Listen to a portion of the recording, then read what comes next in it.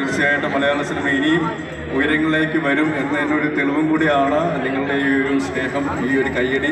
So thank you very much. Kakkattil മലയാള സിനിമയെ അല്ലെങ്കിൽ സിനിമയെ മൊത്തം ഇത് കഴിയുന്നതിന് സ്വീകരിച്ചതിനെ പ്രോത്സാഹിപ്പിക്കുന്നതിന് ഒരുപാട് സന്തോഷം. ഹൃദയത്തിൻ്റെ ഭാഷയിൽ മനസ്സിൽ നിന്നും താങ്ക് യു വെരി മച്ച്.